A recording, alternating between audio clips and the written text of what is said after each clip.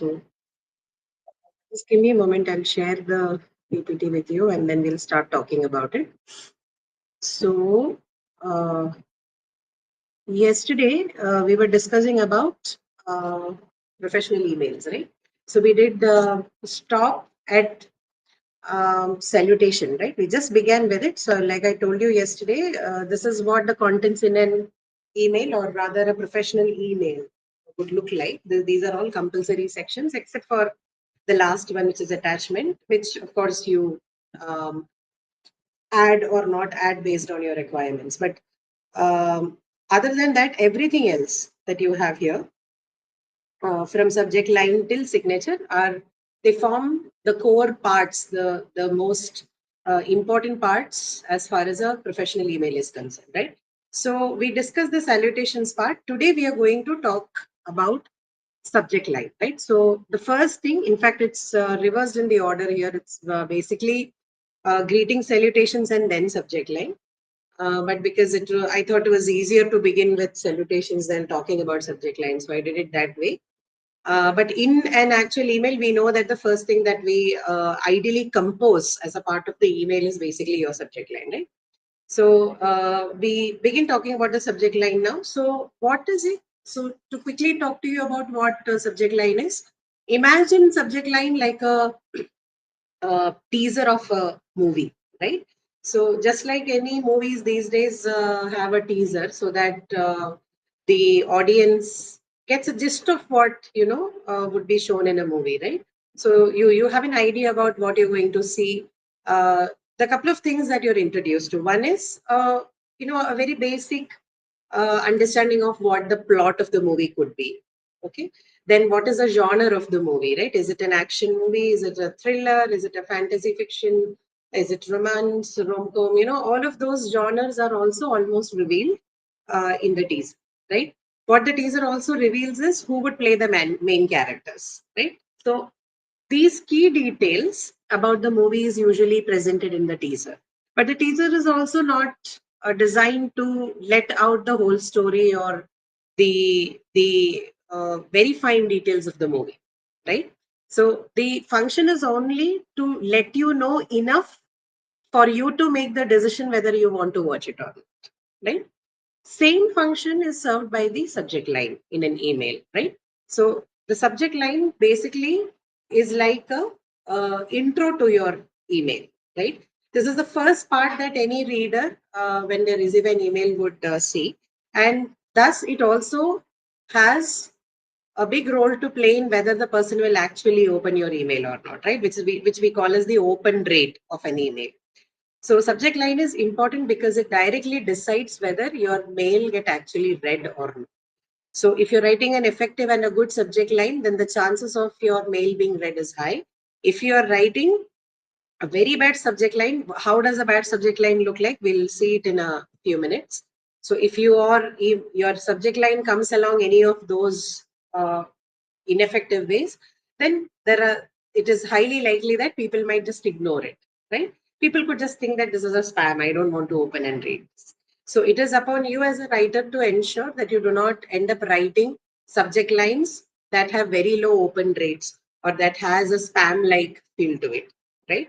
So that being said, let's move on to the do's and don'ts of the subject line, right?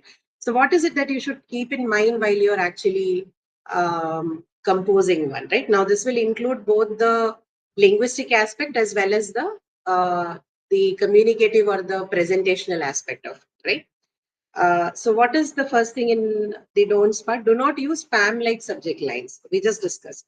Now, what is it that makes your subject line look like a spam, right? So if your subject line just has one words, right? So say, for example, I am convening a meeting to discuss some change in the office policy, right? So if my mail to the colleagues opens with a subject line which simply says meeting, right? There's nothing else provided. I just simply write in the field for the subject line in an email, I simply mention meeting. That's all, one word. Okay. Or for example, policy change, right? I just mention one or two words and then leave it up to that. What does it make the subject line look like? It looks like a spam. Because I don't have enough details to make the decision to whether I should open it or not, right? In an organization, it would be different because my name is familiar to my colleagues. So probably they're like, okay, because Lida is sending us an email, maybe it is something important, or this is something related to the company affair or the group affair. Maybe let me just open this and read, right? But that is not the same case when you're writing to someone who's an external agent, right? So you should not practice it within your organization so as to not do it with the external agents as well. That's the point. Okay. So do not use one word subject lines. Always be more specific in what the reader can expect to read in your email.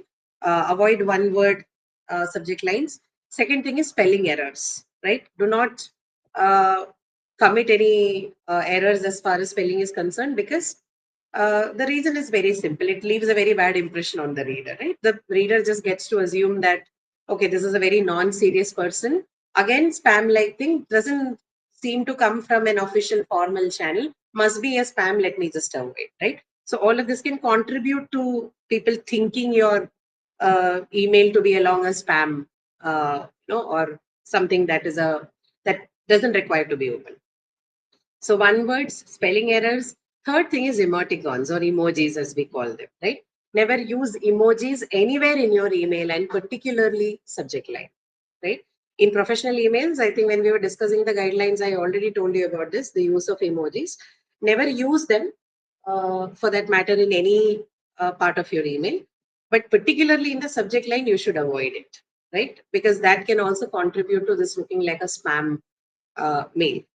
Exclamatory marks or any other symbols which are open to multiple interpretations, multiple meanings, or anything that can make the meaning ambiguous and vague, right? No such symbols or exclamations should be used in the subject line or the email, the body of the email for that matter. And last thing, capitalization, which is also the second point. Do not use all capital letters. So why is it that we are advised not to use all capital letters? Any idea? Because at least I receive a lot of emails. Like there are even emails from senior colleagues who sent emails with all capital letters. So what is the problem? What do you think is the issue there? Why should you not be using it? People probably are using capital letters because they want to highlight, right? They're like, oh, this is very important. I want you to know this. And hence I'm putting it in capital letters. But it is not the same as far as the writing conventions are concerned. What do you think would be that? Why do you think people would have a problem with it?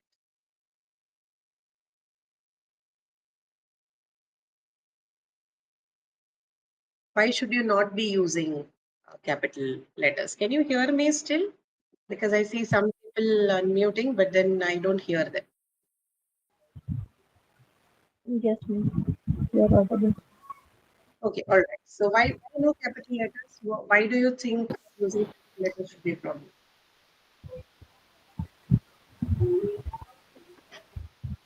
No? Okay, let me tell you. So capital Ma'am, letters, yeah, Neetu, go ahead.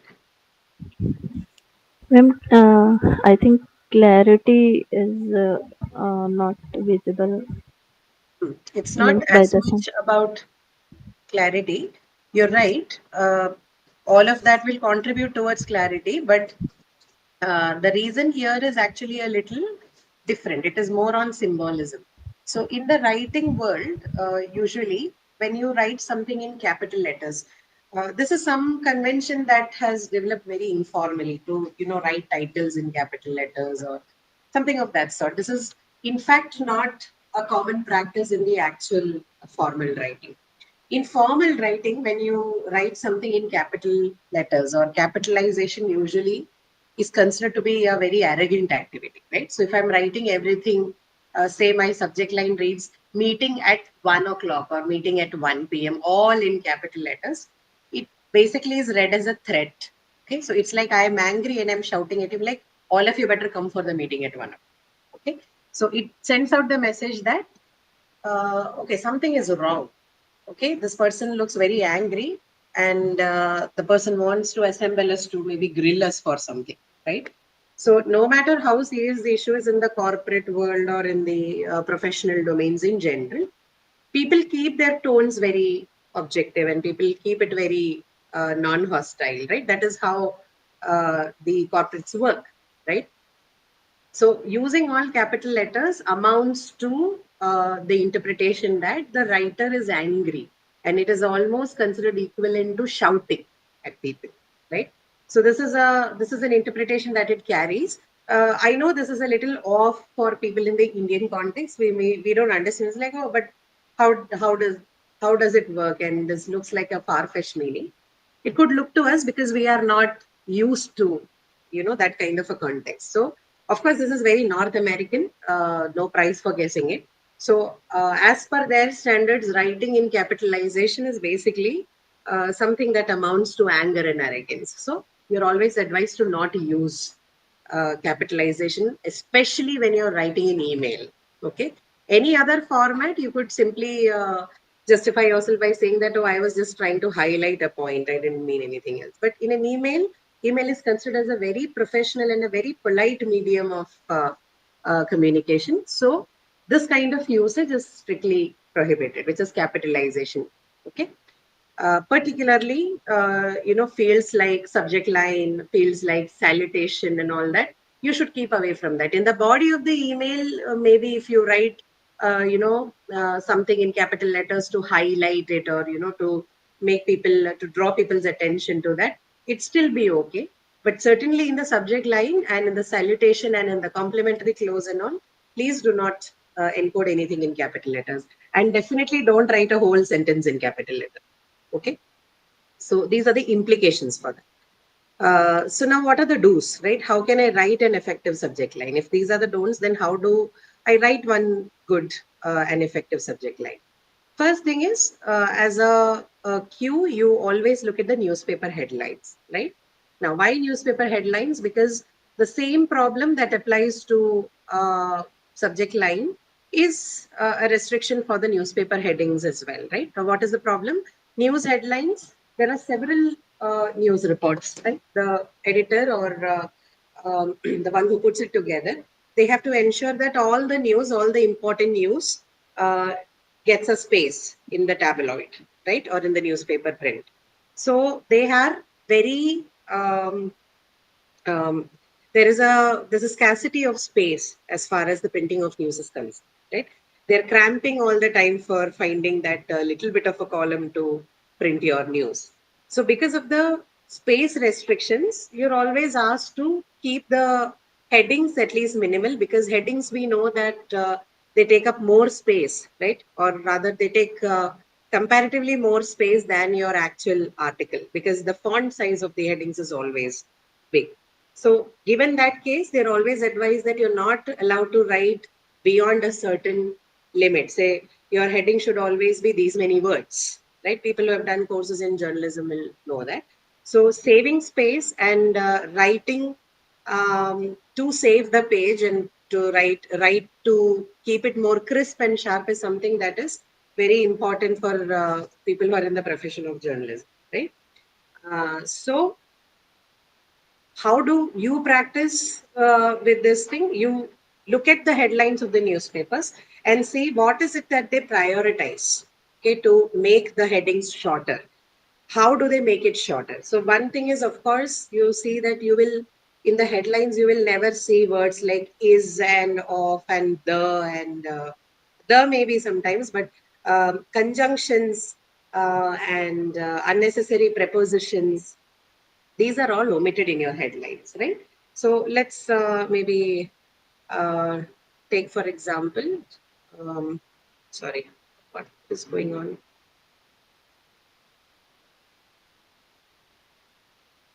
Just a moment, guys. There's something that is not right in my.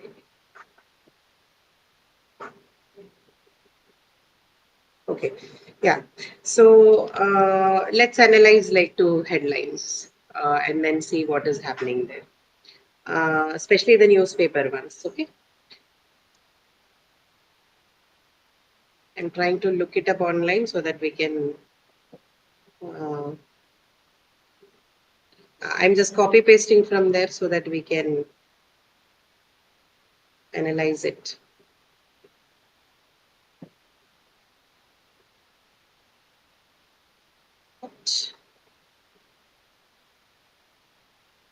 Okay. So let's work on this one. Why am I not able to go to? Yeah, okay. So look at your chat box. I'm leaving something there. And you look at that and tell me how it is. What technique have these people used in trimming the actual sentence, right? Exits Dragon spacecraft. So this is a headline in a newspaper today. Okay, some random. So what do you see here? Smiling sharks exits Dragon spacecraft. This is the headline.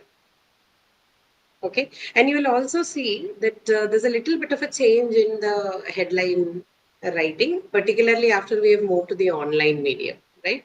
In online, people are taking a bit more of a freedom to write a longer heading, but if you look at the actual newspaper headlines, they still follow the older format where it is like very small, very short, and specific. So this one, Smiling Chef exits Dragon spacecraft.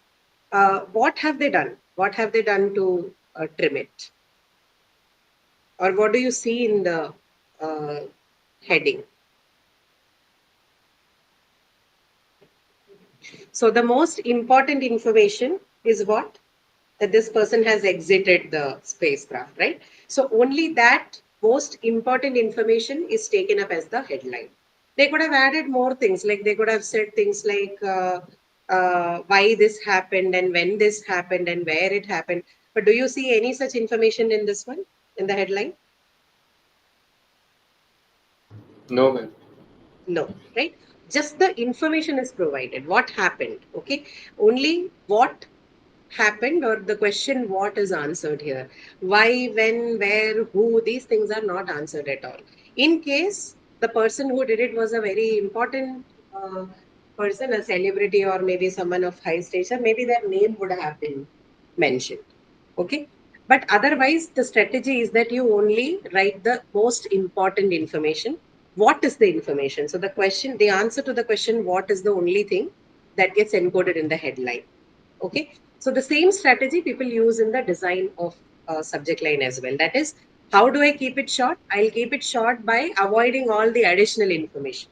I'll just give the main part of the information and be done with my headline. Okay. So that is what we mean by take you from the newspaper headlines. That's what newspaper headlines do. Okay. Then know your end goals. Why should you know your end goals? Because that is the most important piece of information, right? Which needs to be encoded. So knowing the end goal will also help you to formulate an effective subject line. Why am I writing? By end goal, we mean what is the purpose? Why am I writing this email? This is my purpose. So that should go into my subject line, right? Front and center the most important information. So sometimes what happens, you are forced to add a bit more of information than just the main part because you think that adding that part could attract people to your event, or you think that that would also push the people to open and read, that is more exciting than the event itself, right?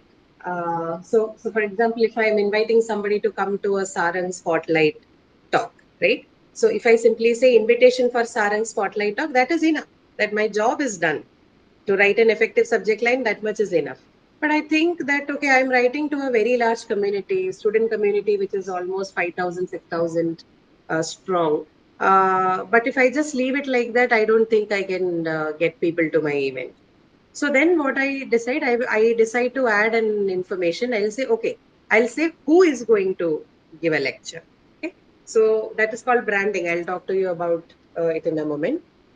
So I decide that instead of simply writing invitation to Sarang Spotlight talk, I would also say invitation to Sarang Spotlight talk by XYZ. Okay, somebody famous, someone who I think can attract a crowd, is a crowd puller, right? So when that kind of thing happens, right? If that is what you are planning to do, what you should do is ideally instead of putting the um, person's name or whatever is your attractive point, the main information part, towards the end of your subject line, what you should always try to do is you should either put it in the beginning of the subject line, front it, or you should at least center it. Okay. So then how can I reformulate my subject line? The previous one which I gave, invitation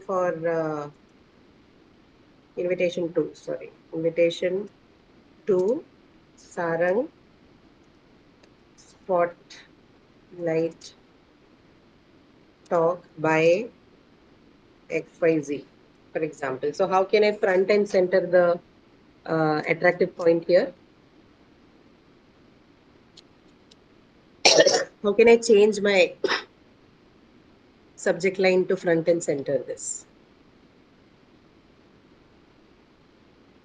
Tell me.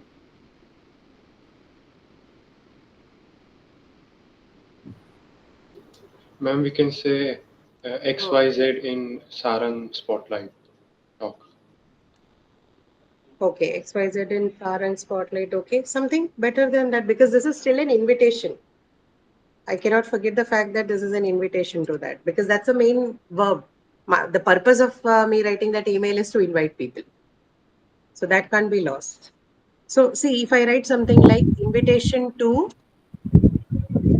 XYZ's talk Sarang Spotlight, for example, right? If this is how I write it. Sarang. The keys are acting really weird today. Okay. Anyway, look at this one. Invitation to XYZ Talk Sarang Spotlight. Will this do the work? Yes, ma'am. Yeah. Yes, because I have now fronted and centered. I could have simply said the first one. Simply said invitation to Sarang Spotlight. Okay. Talk. Sarang Spotlight talk. But I thought that adding this person's name would attract more crowd because I'm appealing to a larger student community.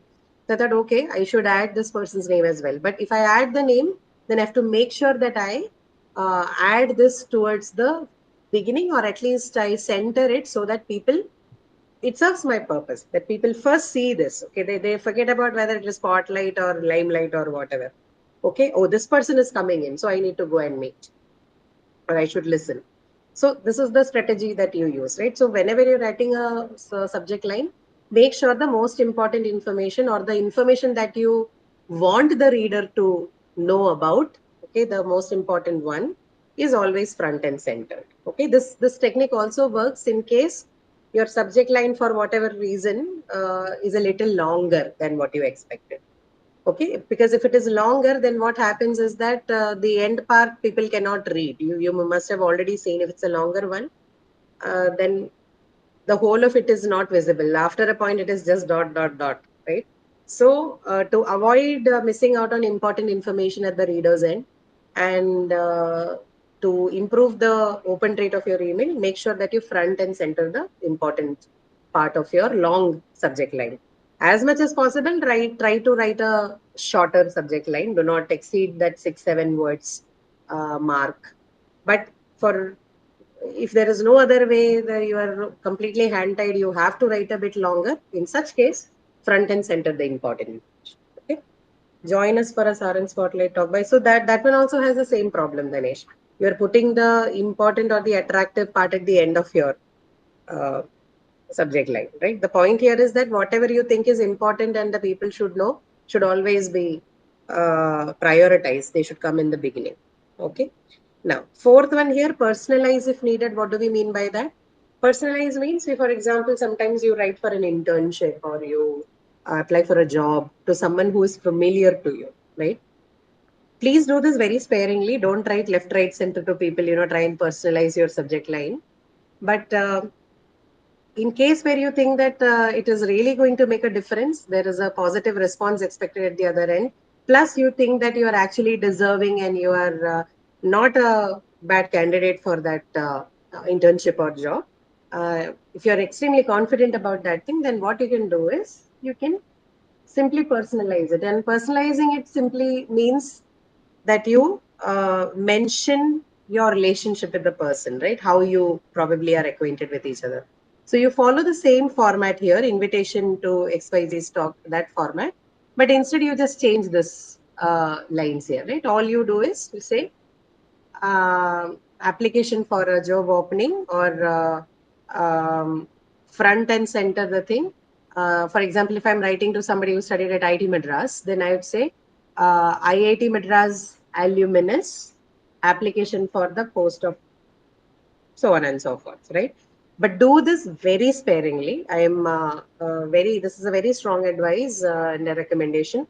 Do it only if you think that this will work with the person, and only if you think that you're also deserving to put in that kind of a request, right? Otherwise, keep it extremely formal as you do. But in cases where you've had some one-to-one conversation with the person, for example, say they've come to the campus for some event and you have had a discussion with them about the job and the areas that you work in, and maybe they told you that, yeah, please write to me.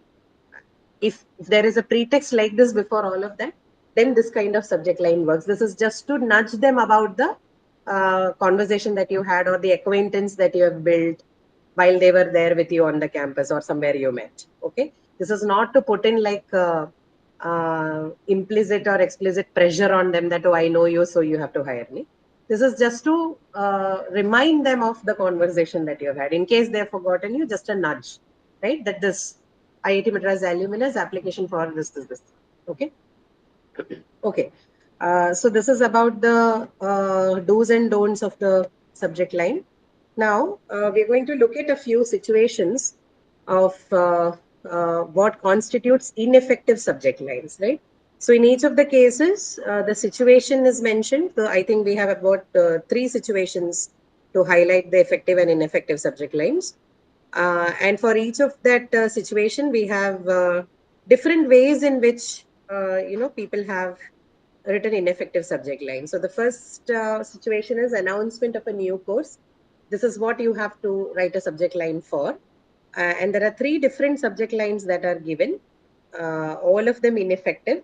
And the reasons for why they are ineffective is also given along. So please take a look at that. The first one, register right now, right? So I think we discussed all capitalized. So this is not formal at all, right? This has a problem of capitalization. This can sound a bit arrogant, and it can, for a person who reads it, this may sound a little pushy, right? You're unnecessarily pressurizing people. At least that's what people would think. Subject line, example 2, hurry up. Again, pushing people, giving them a sense of urgency by using a symbolic method, which is adding multiple exclamation marks. So obviously the question is that, but is it wrong to do that? Say I am in the degree program and I want people to apply for this course. I'm tasked to improve the admissions, right, to or the registrations for a particular course. Then if I'm not allowed to use these things, or rather, am I not allowed to be pushy is the question that people can ask, right? Because in sales and marketing, people do that all the time, right? They always push you to buy something, to get a new product or a gadget or a service from them. So should I not push? You should push because you're in the sales and marketing. That is the job. You're asked to do that. But the point here is that don't be so visibly pushy, right? And what's the problem with that? If you're so visibly pushy, people can question your credibility. People will be like, why are you so pushy? Why are you so openly so pushy about it? Why are other people not buying your products? So are you forcing now people to get your things? So this impression is not something that is going to be positive for you. So how can I do it then? How can I do it? How can I promote something? How can I market something without being aggressive? That is the point. And aggression is not just in people's body language or their speech. Aggression can be seen in written language as well, and these are examples of that. First one is capitalization, then using multiple exclamation marks, and then the third one. Look at this one. It is now or never. Grab this golden opportunity right away, right? Aren't these lines familiar to you? Have you seen this at least somewhere in some promotional mails or somewhere? Scam emails. Hmm? Scam Sorry? emails. Scam emails. Scam emails. Yes, correct. So scam emails always come with this kind of headlines, even the SMS. If you're someone like me who's really tired of seeing all kind of pushy emails, and in fact, they also call it the push notification. I don't know if you're aware of that, right? They call it the push notification also. So they come with all kind of symbols, all kind of aggressive language. It's almost like it's like they're scolding you. Why haven't you take this subscription yet? Please take it now. Okay.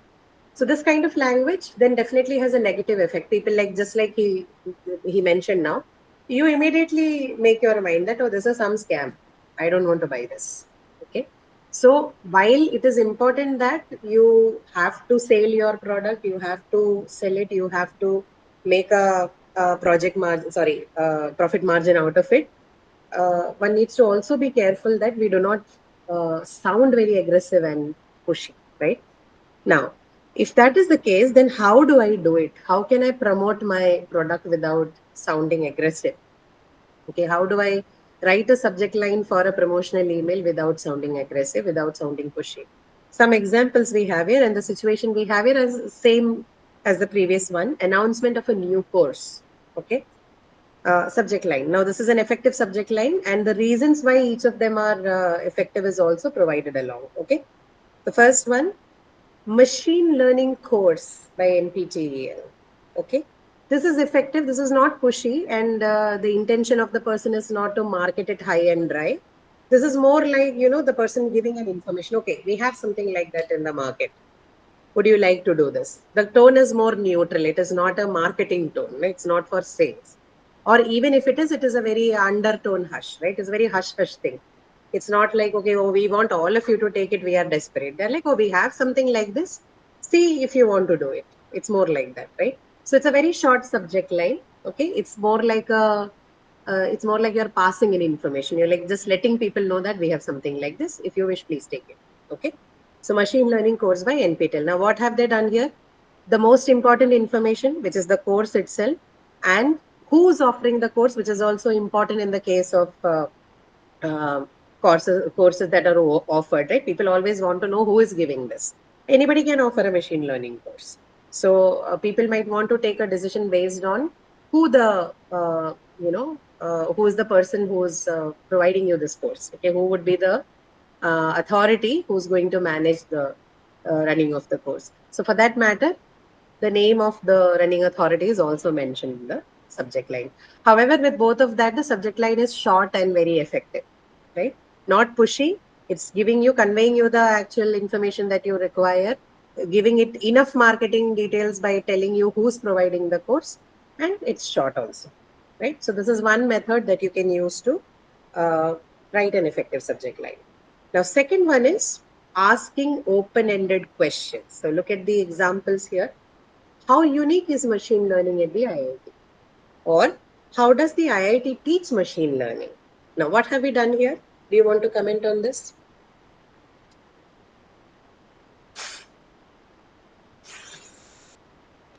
What have we done in the second subject line?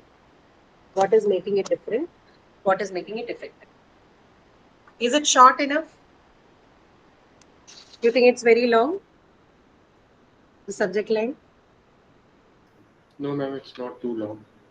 It's not too long, right? It is just the right. It is maximum 6-7 words, which is the standard the standard number of words that you usually consider okay for writing a subject line, right? Both of them. So it is short. Now, what is it? What is it doing? Of course, it's asking an open-ended question. But what do we mean by asking an open-ended question? Is there are we saying yes or no? We are not saying yes or no. We are not saying that, oh, this is going to be amazing. But we're leaving it up to the audience to make that decision, right? So they can only make this decision if they take the course. Okay. And the placement of the brand, which is that again, in the previous case, like we said, it is only enough for people to understand what is the course and who is going to take. And then that additional element of how unique it is. So you're posing a question to people. When you pose question to people, questions are naturally, they are, there is a tendency for questions to raise curiosity among people. And human beings are by nature curious. right? So if you're asked a question that you're not very, you don't have awareness of, or you do not know about, you'll always have a tendency to go find out, right, what it is. So this particular basic tendency of the humans is being tapped on in this strategy. I'll ask an open-ended question where there is no specific answer, and the answer can only be figured out if I actually go experience it, right? So this is one strategy people use for promotional emails, right? My language is not pushy, it's not aggressive. I'm simply asking a very open-ended question to make you curious, right? So it's a different strategy. So second strategy that you can you can use to create an effective subject line. Okay, first is just a short subject line. Second is the subject line which asks you an open-ended question yet short. Now, third one is inclusion of the deadline. So if you remember this one, the subject line number 3, right? It is now or never. Grab this golden opportunity right away. Now, this particularly was written by the person in order to create a sense of urgency among the people, right? Basically telling them that if you don't do it now, it will all be sold out and then you won't get an opportunity. But in doing that, while that is a technique to get people to buy your product, if you're being aggressive about it, people are not going to give a damn, right? Instead, what methods do you use? You can simply include a deadline in your subject line, and the deadline itself will create a sense of urgency. You don't have to say grab or do it right away or anything. Inclusion of a factual date as a deadline in your subject line itself will do the job, right? It will automatically create, like, questions could raise curiosity among people. Providing a deadline in the sentence, in the subject line that you give will give a sense of urgency to the person who's reading. They'll say, oh, there's a deadline, which means I have to be careful, and if I want to do it, then I might as well do it early, right? So machine learning course, buy NPTEL, register by 20th August, or new course alert, last date 20th August. Announcement of blockchain technology course, registered today, right? None of them sound aggressive, none of them sound pushy. They're barely doing the job of presenting you with information, but have very implicitly coded the sense of urgency by mentioning the deadline, okay? Now, the second situation, virtual academic program launch. So the first 3 examples were all for the announcement of a new course. Now, second situation, we are continuing with how to write an effective subject line, but with a different situation now. Virtual academic program launch. Subject line, join us at the IIT Madras online BSc degree flagship event.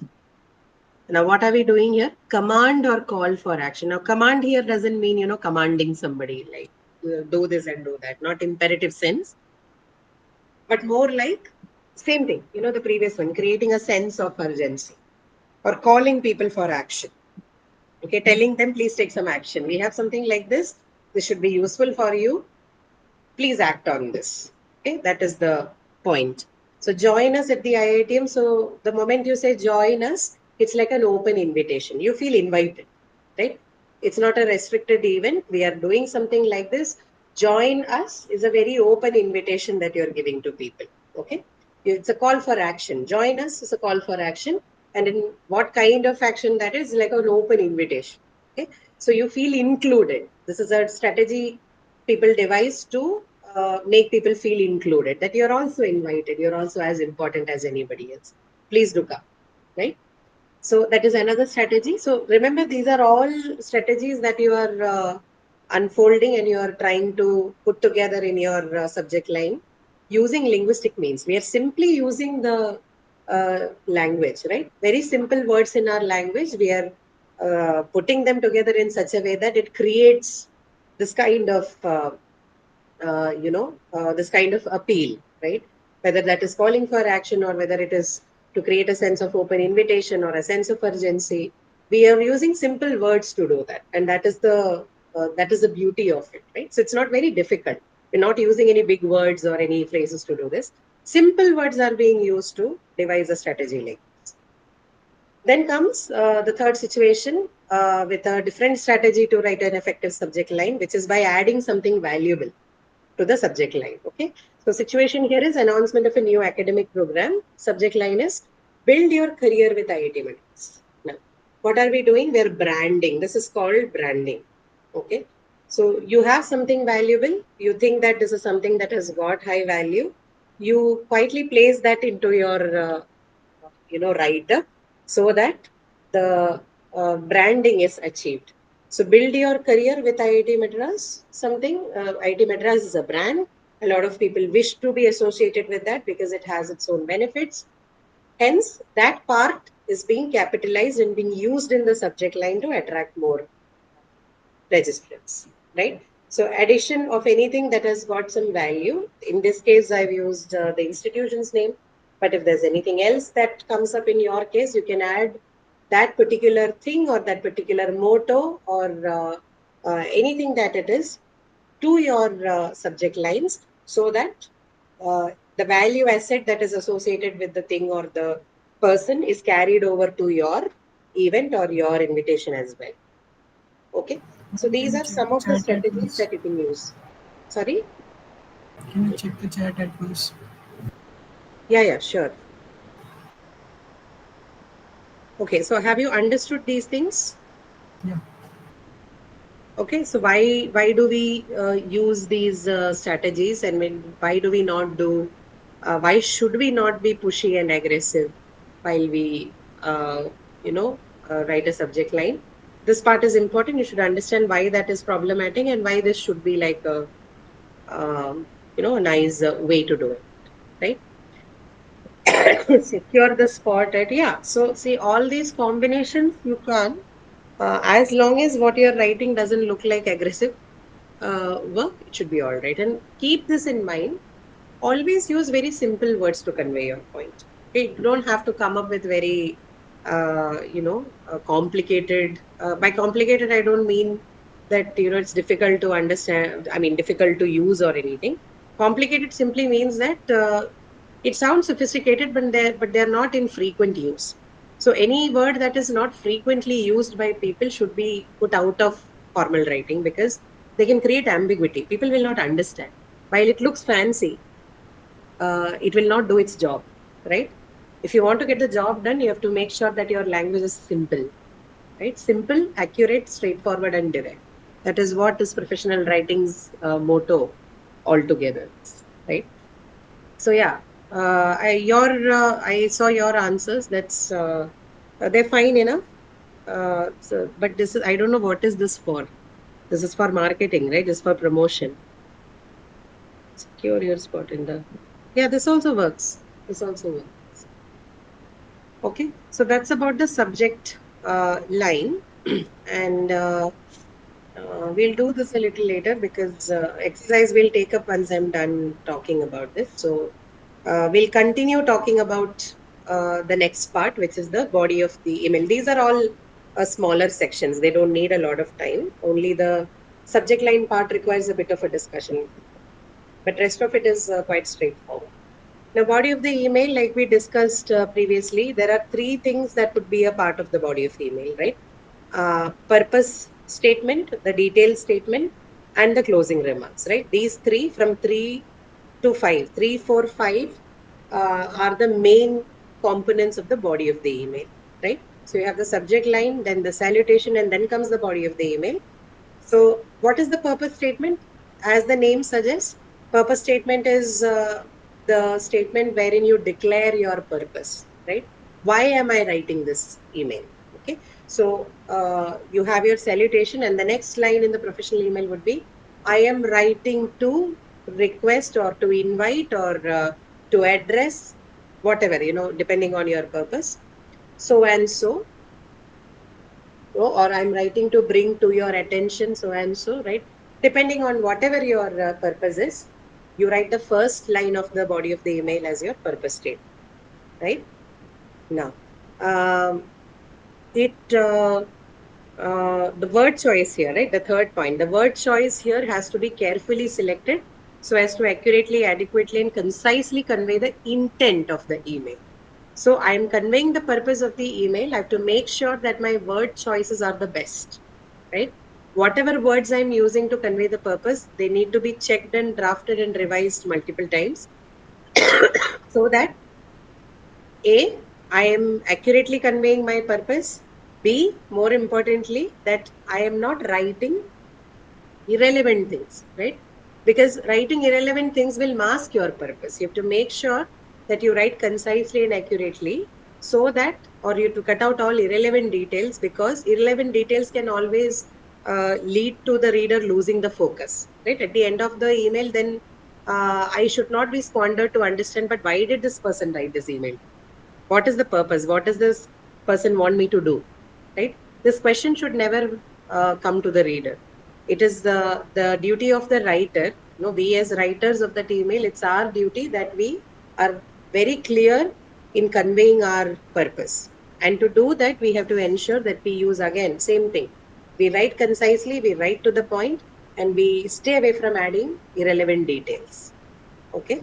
So that is about the purpose statement, right? Just write exactly, crisply what your purpose is and move on to the next sentence, which is your detail statement, right? Now, about the purpose statement, because this is the sentence what tells the audience about what the intention is, you need to include the tone of the email also in this, which means you have to correctly code what kind of email this is. So if it is a request email, you have to mention that this is a request email, right? Which means your statement would look like, I am writing to request, okay? Or if it is something written to convey an urgent message or something, then you will have to say that I am writing this message or I am writing this mail to bring to your immediate attention that, right? So use these phrases so that the tone of the email or the purpose of the email is set properly, right? The purpose statement also encodes the tone, which is why you have to mention, use words that is able to convey the purpose as well, and also provide the reader with the exact tone in which you are writing it, right? So I am writing this mail to request your assistance with something. I'm writing this email to bring your immediate attention to something. I am writing this email to raise a serious complaint against, right? This is all setting tone. The moment the person reads it, they know that, okay, this is a serious thing and this is about so and so. Okay. Or gratitude emails where I'm writing this mail to uh, express my sincere gratitude, okay, so and so. So all of this, with the choice of the words that you use to draft and write this particular statement, will convey the intention, the purpose, and the tone of the email. That's the work of the purpose statement in the email, right? Remember, we are only writing 3 sentences in the body, right? So the work is huge. We have to write it in such a way that whatever we want is conveyed, yet we are not writing too much so that the main thing gets shadowed, right? Now here, this one is basically some useful phrases that I think you can use to start your email, right? If the purpose is known, if it is from anything that is listed from 1 to 8, you can use the phrases that you see on your right-hand column. These are all set phrases. People have been using this for over years now. So if you are able to come up with something on your own, then very good. But otherwise, for people who have confusions about whether I'm writing it in the right way or not, maybe these phrases would help you to begin with, right? So making reference with reference to your letter or with reference to your mail dated or of so and so. Reason for writing, I'm writing to giving good news. Yes. So I or we are pleased to, or we are, please don't use words like we are thrilled to, and we are, we are writing, what is that? We are thrilled to, or we are enthusiastically writing to inform you, right? Please don't use that kind of words, right? Any word that expresses strong emotions should be avoided in professional emails, right? Keep it very neutral. So you simply say we are pleased or we are glad to inform you. That's very neutral. Don't write we are thrilled or we are excited. Okay, that kind of usage should not be good for a professional email. Then similarly, giving bad news, we regret to inform you, or we regret to inform you is the best way to start an email which is intended to give a bad news. Okay, do not write, "Oh, we feel very sorry to inform you." That is not required. Just write, "We regret to inform you." That is neutral enough. Hmm? We are very sad at your loss. These are some of the things that I've seen in emails. But if it is a professionally crafted email, please avoid all that. This is different from a WhatsApp message, right? In a WhatsApp message, you can write this, but not in a professional email. Then comes making a request. So we would be grateful if you could. So this is also a set phrase that people use to make a request. Offering assistance if you require. I think we discussed it yesterday. If you want to keep it extremely formal, what do you do? How do you change the sentence if you require any further information? We discussed this yesterday. People who attended yesterday's session, remember? How do we make Dear, this? ma'am, dear XYZ, dear Mr. and Mrs. No. This sentence alone. If you require any further information, how do I change it to a more formal We should expression? use should. Should, right? We use should. Should Should you require any further information? Should you require any further assistance? Please or kindly do not hesitate to contact us, right? So this is again one one sentence that you can use if your purpose is to offer assistance, right? Enclosing something, I don't think it's a part of purpose. Sometimes it may be. You're asked to send in some attachment, then you can do that. So I enclose or I have enclosed. Now this, be a little careful. I actually forgot to remove it from the slide. So enclosures are usually when you're sending somebody a letter. In emails, it is always attachments. Okay. So write I attach or I have attached. Okay, not I enclose. Enclosure is usually when you're writing a cover letter or something. So with the letter you enclose things. In the email you attach. Okay, keep that distinction in mind. Okay, so after the purpose statement, then in the body of the emails, you have the detail statement, and the detail statement basically is included to provide a premise or a context to the purpose, right? So I have written the purpose. Now, if I want to add a bit to the context and the premise in why I'm writing this, I use the detail statement. It's not extremely necessary. Some emails would simply come with the purpose statement, that's all. Some emails might need both the details and the closing remark. Remember, if it is a professional email, then it is better to have all the three: purpose statement, detail statement, and the closing remark. But if it is a follow-up email between you and your client, then every time you write a mail to them, you don't have to follow all the three, right? Sometimes you can simply write one purpose statement and then close your email. But that will happen only after you have built a bit of an acquaintance and after you have been talking about something for a long time and you understand what is being discussed about. In the initial phases, of course, it is necessary that you follow the three-sentence format of the body of the email. Okay. So what happens in the detail statement? The detail statement, you can include names of the guests, the speakers. For example, this is dependent on the purpose. So the kind of details that are included in the detail statement would be names of the guest speakers, dignitaries, their designations, the date and time or name of the venue or the organization, who all are in the organizing committee, what project this is about, what conference are you doing, right? So details of all the names of these events, the names of the people involved, the time and the date and the place where it is to happen, or any other equivalent important details, all of that would be encoded in that detail statement. Okay, no prize for guessing, simple. I don't think I have to talk too much about that. Then closing remarks. So in professional email, the last sentence, so purpose statement, then the detail statement, and then the last line, last sentence is always a closing remark, right? What functions do they perform? There are a couple of functions that this closing remarks have to do. So always the question is, why should I do this? A lot of people would say, doesn't it sound a little irrelevant? Why should you add this sentence? No, it is not relevant. It is important to add closing remarks for the following reasons, right? So what does it do? it has a function of saving your emails from an abrupt ending, right? So imagine a situation where, you know, you've gone to attend some wedding function or some reception of an event somewhere. As you reach the place, you have to say hi to the organizer or your friends or whoever is there, right? You go greet them, say hello, hi, you know, exchange some pleasantries. Same thing you have to do while you leave also, right? You can't simply go see, eat, and then leave just like that. This is not a hotel, right? You have not gone to a restaurant to have food. You've been invited to an event, so it is, binding on your part. You ought to go meet with people, say hi, exchange greetings, and then also bid them goodbye as you leave, right? So it's a part of what you call as pleasantries.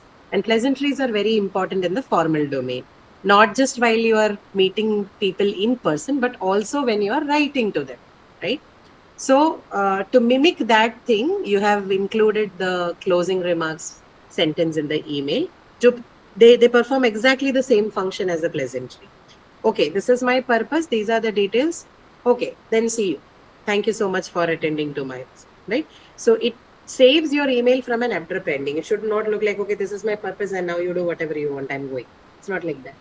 So you close it off for indicating a polite segment along with it. So saves it from abrupt ending. Doesn't look like that all on a sudden the person just left. Just, you know, you have left just like that without even saying bye. So that is one thing that closing remark does, like save the email from abrupt endings. And then it is also, like I discussed, it adds politeness factor, or it is also like a courtesy element, right? It's a courtesy element that the email adds to itself because it's a professional email. It leaves a good impression with the reader, of course, right? Anybody who leaves without saying a bye, of course, there's a discussion behind your back. No, what kind of a guy is this? Is left like that? He did not even say bye. She did not even meet with us before leaving. So all of this is applicable to your writing as well. That is the point, right? So this leaves a good impression on the reader. It keeps the person in loop, right? They feel like coming back to your email and responding to it, and you know it motivates them to take some action, whatever you're ask them to do. So this is very humanly. People like to be treated well, whether in person or in writing or wherever. So the closing remarks basically perform that courtesy function. Okay. So that's on closing remarks. And then you have few useful phrases depending on what kind of closing remarks is suitable for your emails. So future time focus expressions, I think some of these we looked at yesterday.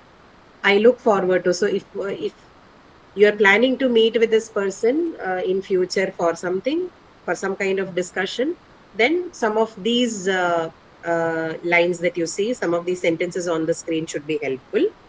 I look forward to hearing from you soon, or I look forward to hearing from you next Tuesday, on Monday, or I look forward to hearing from you in the afternoon. Depends, whatever you want to write. Then, second expression of meeting, I look forward to meeting with you. I look forward to meeting with you soon, or I look forward to meeting with you on Monday, next Monday in the evening. Third type, I look forward to seeing you soon, right? Seeing you soon on Monday, next Monday in the evening, again, anything, right? I look forward to your reply. So I have no intention to meet you in person or see you, or I don't even want to have like a physical meeting anywhere, but I definitely want a reply from you. So I look forward to your reply, right? Then we look forward to a successful working relationship in the future. Now here, this is a proper courtesy statement. The person doesn't expect you to respond to him or her or even meet with them, but still they live in a courtesy element, right? This is very common to us. So we do not know when we go to that place whether you're going to go there again or not, but still you say that, oh, we look forward to working with you. Okay. Or we wish that this venture becomes successful. So it is more rhetorical in nature. We do not exactly mean what we are trying to say or what we say, but it's more like a pleasantry, courtesy state, right? In business emails, you can find this very commonly. Look forward to a successful working relationship in the future, right? Sometimes when people are leaving a certain project and all, people do write courtesy statements like this. That doesn't necessarily mean that they're going to work together, It's more like, yeah, it was fun working with you. Yeah, thank you so much. That's all. Then please advise as necessary. These are for emails, usually I think internal emails between colleagues where you are expected to take some action on something, right? Where you're expected to actually deliver something. So please advise as necessary. This is an email which expects a response from you. Okay. Then I would appreciate your immediate attention to this matter. Again, a closing remark indicating future time focus. This one is also something that expects a call for action, right? So you're required to write back to it, explaining what your action would look like. So these are all. The last two are more applicable to internal professional emails between colleagues or between people working in the same organization. Okay. The first five could be written to anybody, right? Mostly written to people who are outsiders or people who are higher up in the hierarchies. Then second expression of gratitude. So I thank you for your help. So this is also one way of writing closing remarks in case your intention is to just thank the person. So I really thank you for your help, time, assistance, support. I really appreciate the help or time or assistance support that you provided me. I thank you once again for your help in this matter. Okay. Then third one, call for action. So these two are also the last two in the first expression meant for future time focus. This is also for taking action. Please advise as necessary. This also is a part of that. Additionally, what you can also write are these set of sentences. Please call me to set a time for the meeting. Would you make an appointment with the manager for tomorrow? Please find the code number for the file at the earliest. I hope you would take an action as early as possible. So, as opposed to the previous one, if you look at this one, please advise as necessary. I would appreciate your immediate attention. If you look at these, okay, particularly the first three, right? They're more specific. So, which means this is again something that happens in the internal space. You know that this person is responsible for something and you're telling them exactly that. Please call me to set a time for a meeting. Please find the code number. So, the action, it is intended to take an action. There's a call for action and the action is also specified, right? So, all these are different ways in which you can, formulate your closing remarks. And then the last one, this is offering assistance. So if you are planning to close your email by telling people to write to you in case they need any assistance from you, then these are multiple methods in which you can do that, right? Multiple sentences. I want you to focus on the last four, particularly the should you one, the let me one, and drop me one. So I think I already told you the most formal one would be the one with should, right? So should you need, you can change need to keep it as need, or you can even change it to require, right? Should you need or require any further information, please do not hesitate to point. This is the most formal, right? It's extremely formal. So usually written when you're writing to external agents, where your familiarity is very less, right? Or you're writing to someone who's a super boss, right? You have a boss, but then there's also super boss who probably you haven't mingled with as much and you don't know. So then you decide that, okay, this is my tone. So extremely formal. Then the second last one, let me know if you need anything else. This is semi-formal. Okay. So this can be done either between your colleagues at the same level or someone who's say one or two places above you, right? Why can we do it with them? Because we are still familiar with them, right? There's some kind of acquaintance. So with them also, you can say, let me know if you need anything else, semi-formal. Or the last one, which is drop me a line if I can do anything else for you. Okay. So the last two are semi-formal constructions of closing remarks when offering assistance. And then should you need one, this is the most formal way of expressing the closing remarks when offering assistance. Rest are all commonplace. You can either use them in the formal ones, the semi-formal ones, or a less formal one also. They don't have any specific category as such. Use it in any domain you. Okay. Okay, so then the last part, which is the ending of the emails, right? So just like we had the salutation part, the end part is also, there is coding for them.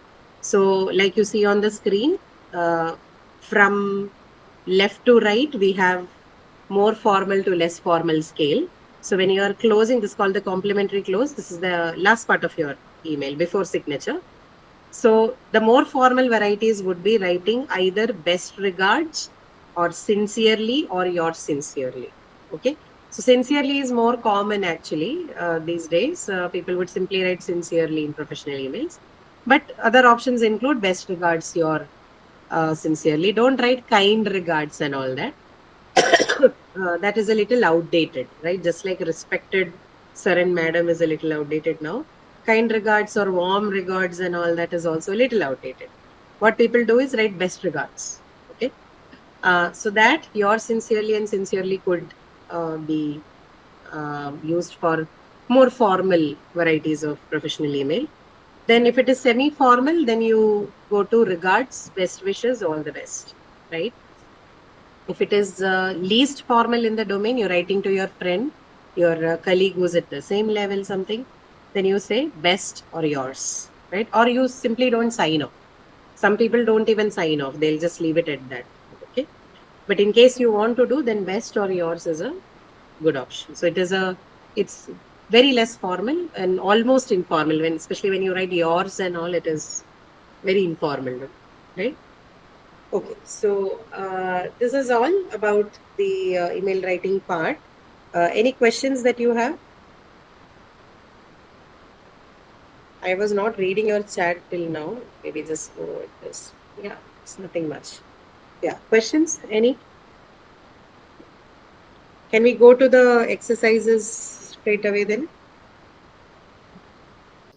Ma'am, sometimes I see that Ah, some emails have thanking you at the last. Is it okay to write? okay. You shouldn't be doing that actually. Like I said, it's a little outdated to write things like that. Thanking you and all is not necessary. You can simply say sincerely or yours sincerely. That is more than enough. Why this happens is because, like I told you, the predecessor for email is your letter, right? The official letters, the formal letters that we used to write, they are the predecessors of email. That is what we were using for formal communication before emails came in. So some of the practices that we've been, using to write the letters have been carried over to the email writing as well, which is why you see people writing yours faithfully or yours truly or thanking you and all that. But we don't need it, right? If you're able to write sincerely and then write your signature, which is your name, designation, and your official address, that is more than enough. It is formal and polite enough. So you don't have to write this thanking you and all of those. Okay. People don't raise it as a point because most of the times when people are reading, they don't care, right? So nobody will reach up to the complimentary close level. The moment they have read the purpose, they close the email. That is why maybe this is not raised as a problem. But in writing conventions, all of this are analyzed. So is it wrong? I don't know if I should say it is wrong, but I would certainly say it is unnecessary. Okay. It doesn't serve any purpose.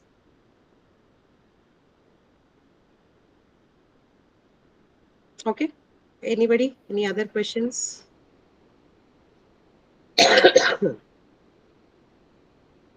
Okay. So if that's the case, I'll give you the link that we were using yesterday. Just a moment. I think I have to open the peer deck file.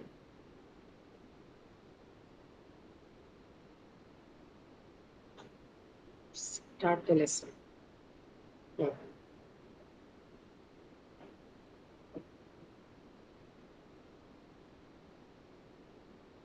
Okay, I'll just paste that link like yesterday. You can access the questions through signing into that link. Excuse me.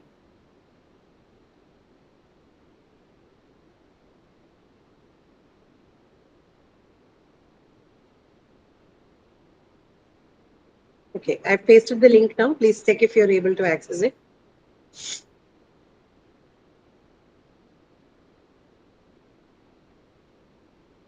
Yes.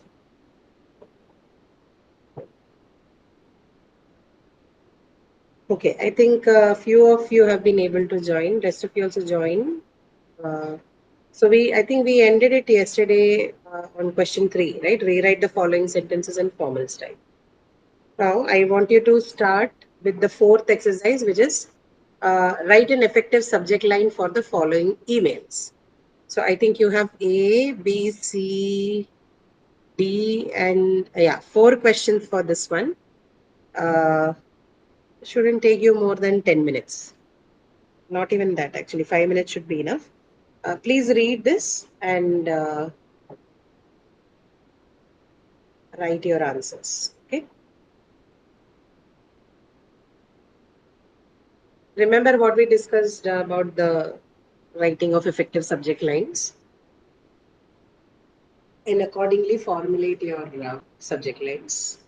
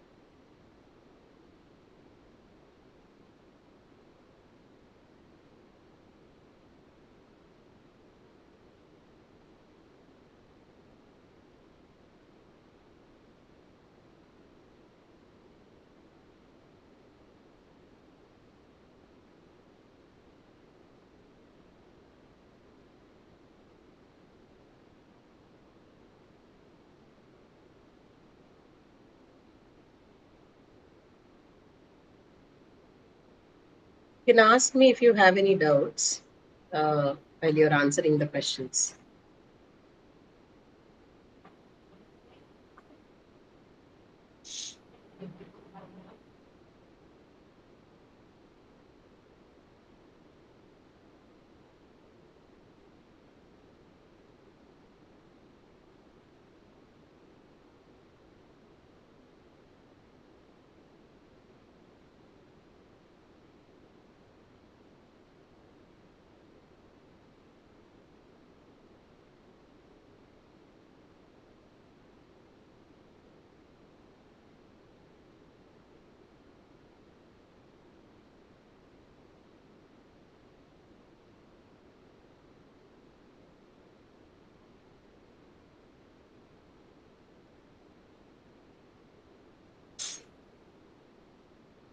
So I've turned the student paged this thing on so that people who are done with the question can move on to the next.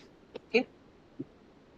Because otherwise I will have to control it my end. And I think people will have their own pace of doing this. So those of you are done with the A can move to the B now.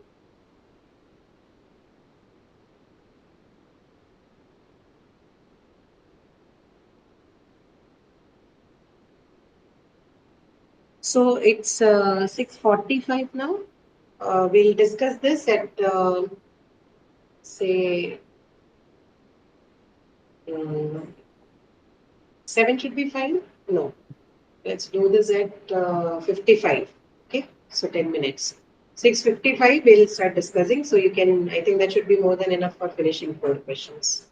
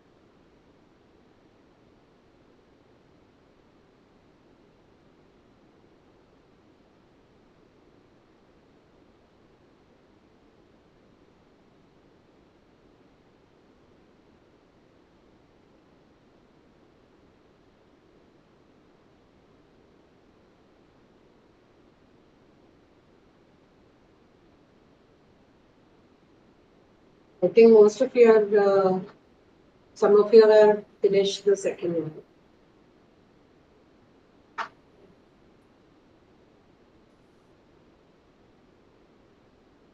I'm looking at your responses. We'll discuss them.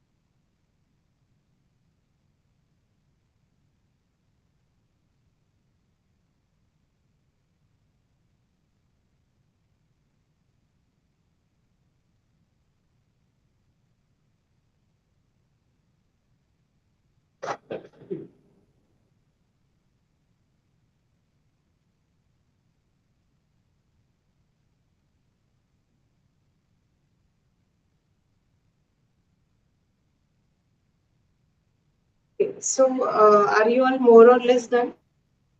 Can we discuss this?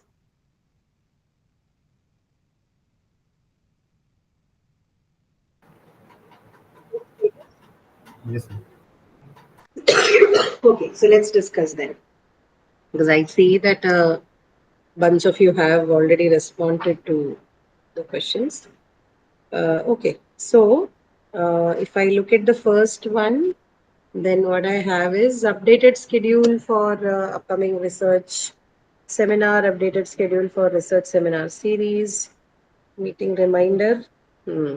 Meeting reminder is certainly not enough. You'll have to write a bit more. Some details will have to be given. Updated schedule for the upcoming spring 2022 research seminar series. Okay. Updated schedule, spring 2022 research seminar series begins March 16. Okay.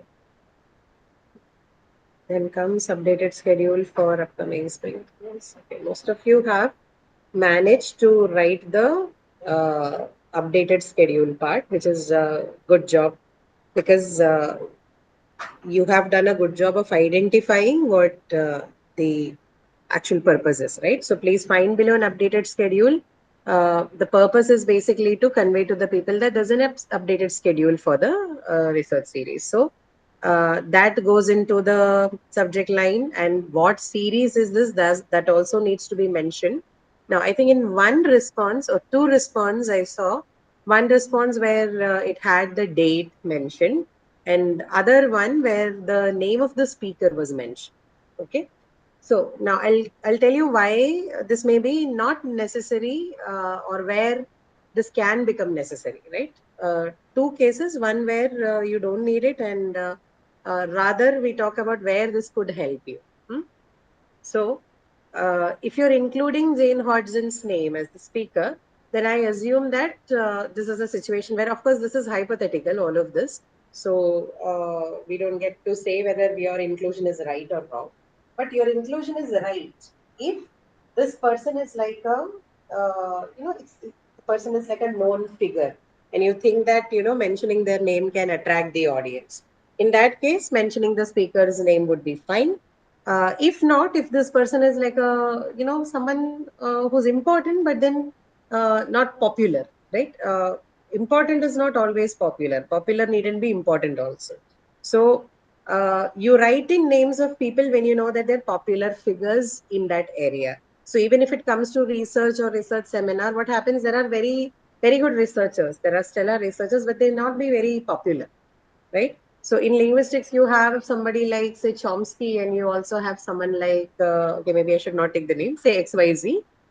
So XYZ might be a very, very, great researcher, very well read and very well, someone who writes frequently and is well respected, but probably is not as popular as Chomsky, right?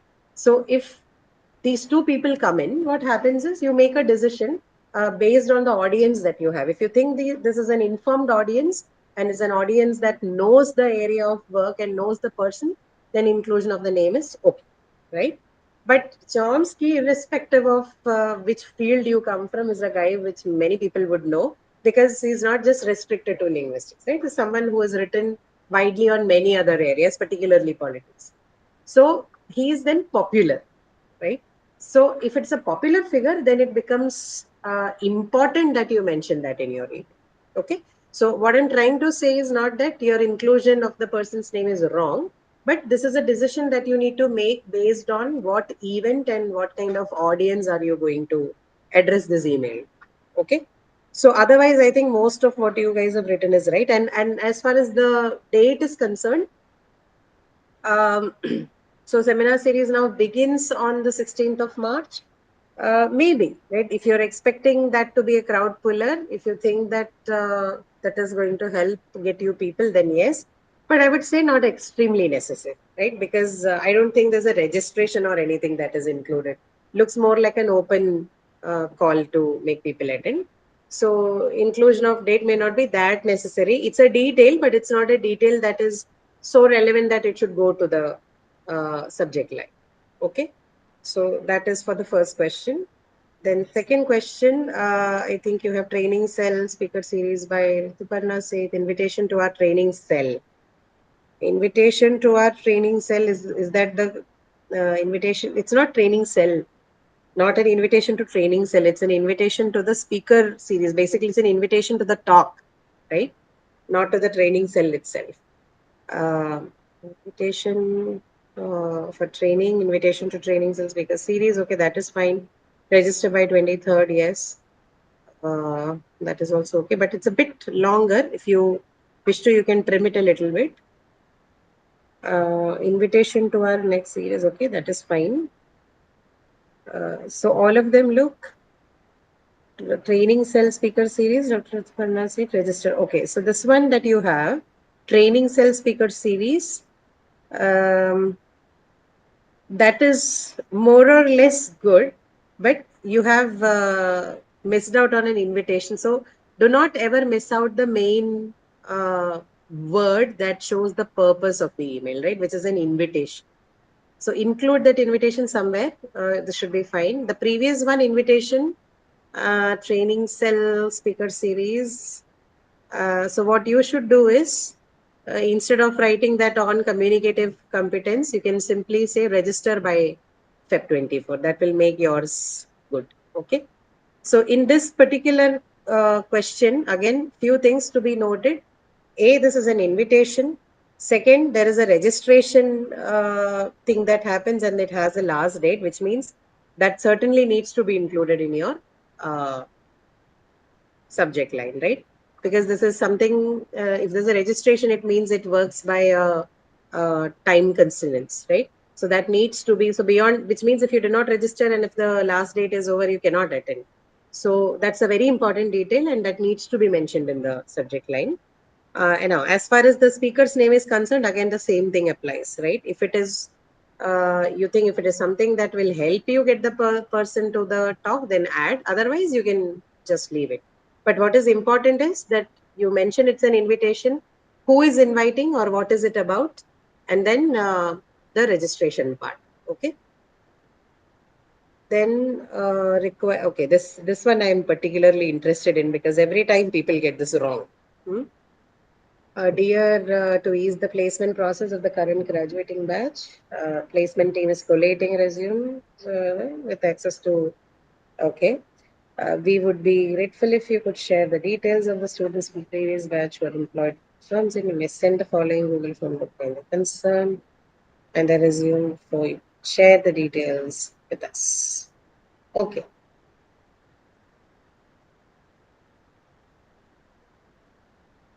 So there are, okay, let me look at the response first then. Require resumes for placement process, consent for resume placement, collating resume for resume bank, okay.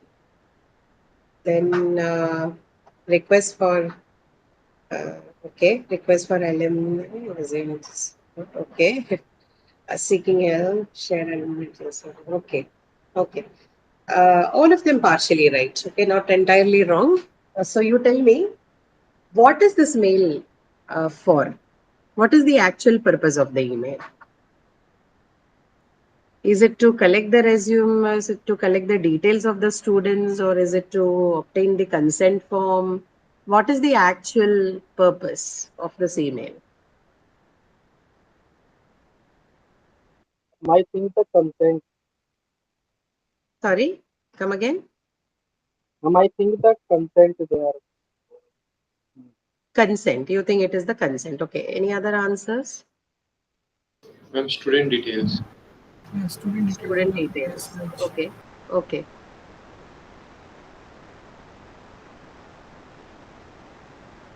So the purpose of writing this email is what it is, neither to collect the, yes, of course, there is a mention of, getting the resume and all that. But this task is not for the person who is asked to do this, right? So there is a placement team, and that placement team is basically collating the resume for of the people who graduated a year before, so as to help the current graduating batch. But the task here is, so they've explained why do they need it for. Okay. Now they're telling them what they are expected to do, whichever team they are writing to, right? The team's task is to basically share the details of the students from the previous batch who are employed with reputed firms in India. Basically, share the details of the students from the previous batch. So none of the other things is their task. The main task is to share the details, right? And then it says there's a secondary task, which is you may send the following Google form to obtain their consent and their resume before you. So this is an additional detail. So this is not the main purpose. Main purpose is that you collect the details of the students, share the details of the students. Okay. So that is what that is what goes to your subject line, right? So anything that is written along that line, which says to share the details of the previous graduating batch, should be the actual effective subject line for it. Everything else given in the email is additional details, which of course they will open the email and read and then work accordingly. Okay. So this part is important. This is why reading your emails is very important. So when do you think people write subject line? Do you write it after writing the email or before writing the email? What do you think is a better practice? Should you write it before or after? After the mail.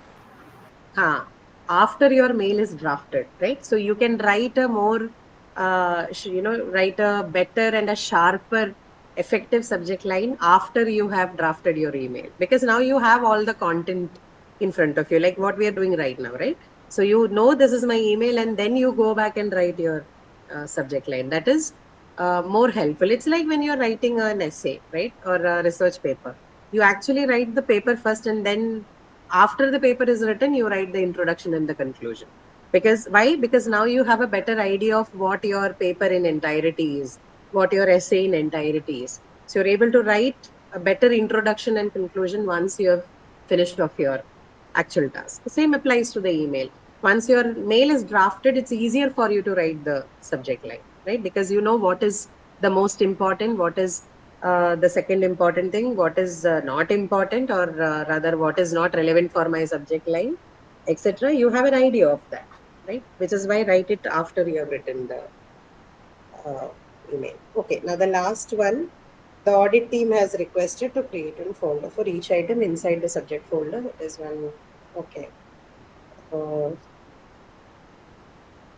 so one folder should be named as scheduled. Okay. All right. So what are your responses then? Audit team requests to create folder for each item. Okay. Too many details for the subject line. We don't need to have that. Creation of one folder for each item. Okay. Again, too many details. Okay. I only see 2 responses for that. Why? Others did not want to write or did not get the time to write. What is the problem? Did So not what get is the main purpose here? Oh, you didn't get the time. Okay, so let's just discuss it here. So what is the main purpose here? What's your purpose? What are you asked to do? What are you expected to do in that one? Send your Basically, F1 templates. huh, basically creation of a folder, right? Creation of a folder for the audit, right? So what folder, what are the things that they should have in the for these are all details, so we don't have to talk about it. You simply have to convey to the person that see, there is an audit, that is what is important is the audit. So there's an audit scheduled for Monday and the date, right? And you require to have a folder created for the audit purpose. Now, this is an internal email. You don't have to write too many details. People will know what this is about. So, the most important part is the audit, the date and time, if mentioned, of the audit, and what has to be done, right? So, your subject line ideally should talk of uh, creation of folder for the audit scheduled on Monday, 20th September 29, right? This is more than enough. So the person who reads this employee will know, okay, this is something that they already know. This is not like a first thing. And then the details, of course, is in the body of the email. All you're required to do is convey that there's an audit and what has to be done for it, which is the creation of the folder. That's all. Okay. So that is how this one will look. Okay, so I wish we had, we could do more of this, but then I think you get a fairer idea of how we are doing it, right? Any questions at this point? Something that you've not understood? Or,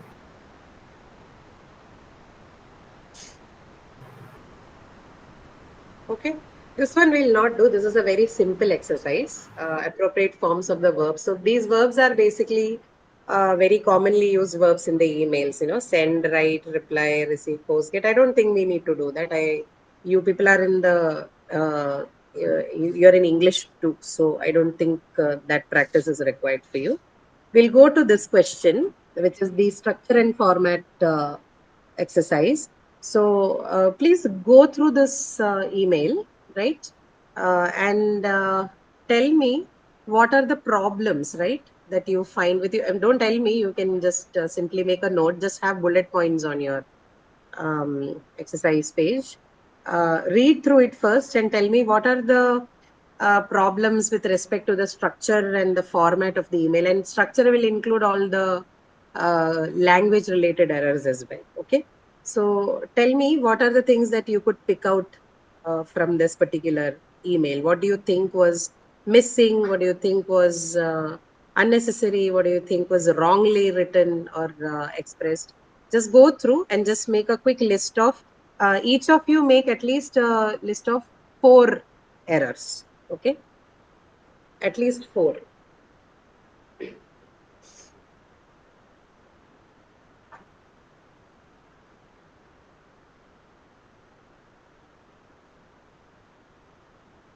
Ma'am, which one? Exercise 6. Yeah, exercise 6, the one that is I think now displayed. Oh, Oh yeah, it's not on display for you. So yeah, exercise 6. Okay, structure and Screen, it's in peer deck, ma'am. It's not screen is not share, ma'am. screen is not shared. Why can you not? Okay, yes, yes. Yeah, yeah. I'm not screen sharing it, but you can access it, right? Yes, ma'am. Because Okay. since you are just turning one page, I mean, we couldn't able to correlate what you are just discussing, ma'am. Okay, okay. Sure.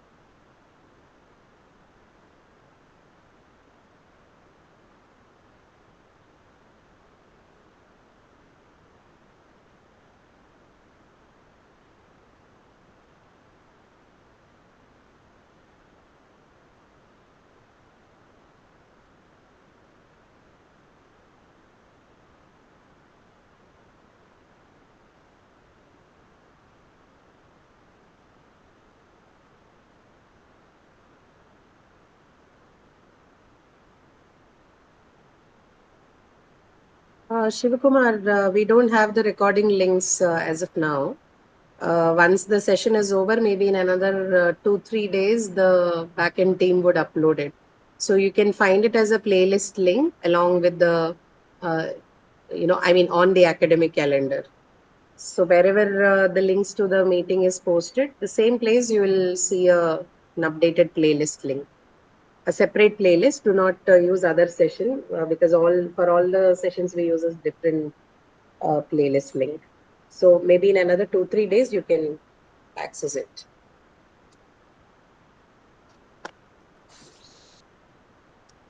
Okay, no problem. Done, I ma'am. hope everyone has signed in and you are looking at it. I only see response from just one person. Probably you people are still reading, but make sure that you're reading and writing it down as well, because just one person writing won't be enough. You will have different things, and each of you just write 4. Okay, that should be enough. We'll have some variety. No problem.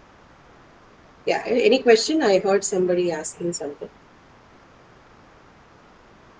Ma'am, I have written 5. Is it okay? Yeah, yeah. Okay, you have written. So I think you are the only one who have written. I'm waiting for others to write so that I can discuss. Ma'am, on which slide? Which slide? Yes, ma'am. Because I No, this is not a didn't see slide. that. Have you not? Oh, did you join late or something? You don't. There's a link that I have pasted in the chat. Okay, I'll paste it again. You have to sign into that link and you will see the question there. The exercise number 6. Okay.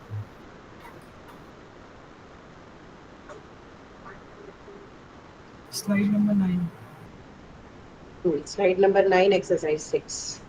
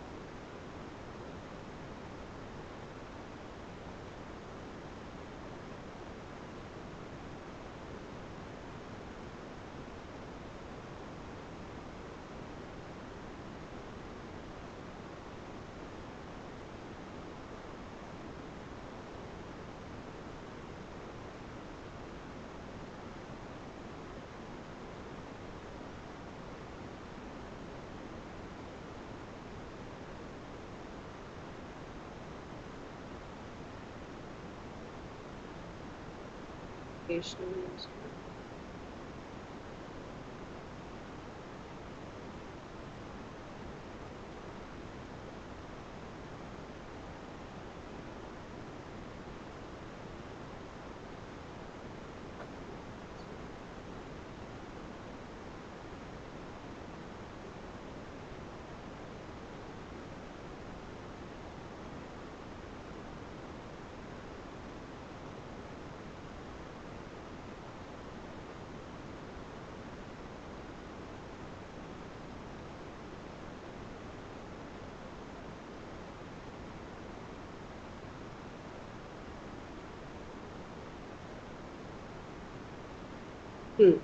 So overall, the problem is that there is a problem with the tone, right? Looks a little less formal for the purpose. A lot of you have mentioned problem with the subject. Definitely, the subject is inappropriate, right? Because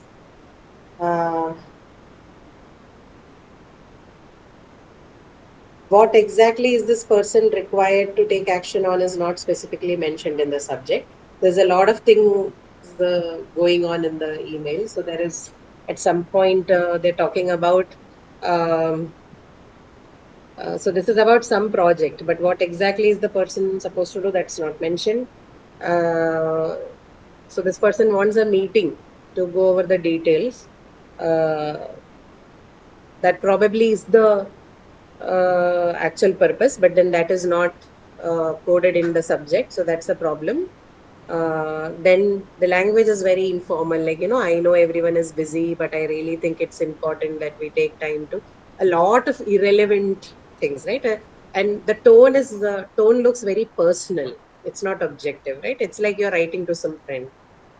So tone is informal. That's a problem. Subject is incomplete and non-specific. That's a problem. As far as the language is concerned, I think I'll look at some of the responses you've given. So some of you say, oh, salutations. What's the salutation? Yes. Again, non-formal. Hi is not how you address people in the formal emails. Yes.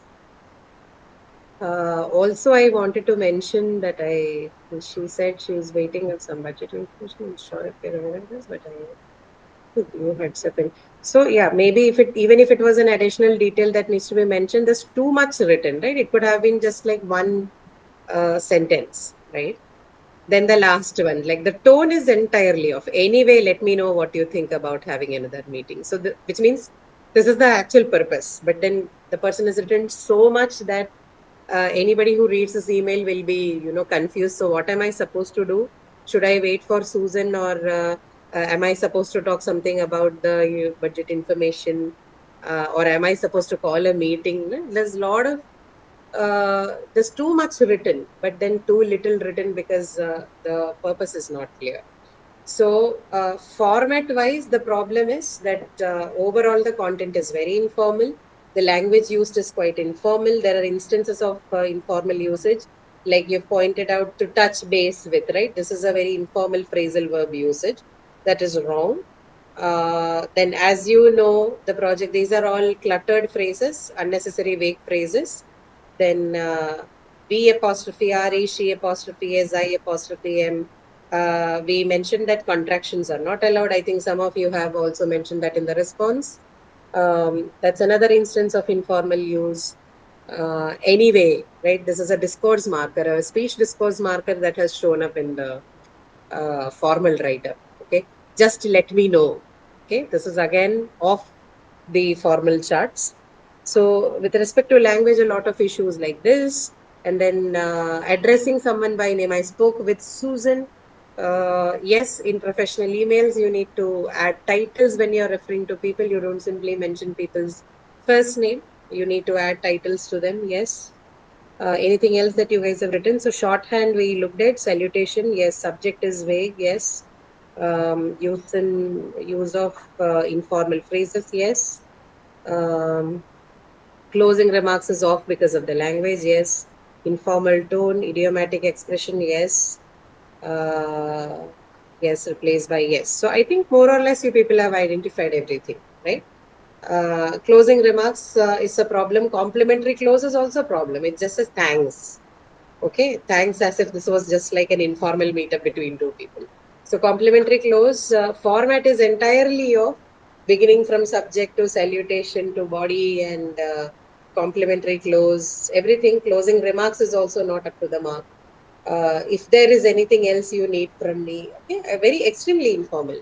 So uh, this is a this is not a And professional email. This is just some message.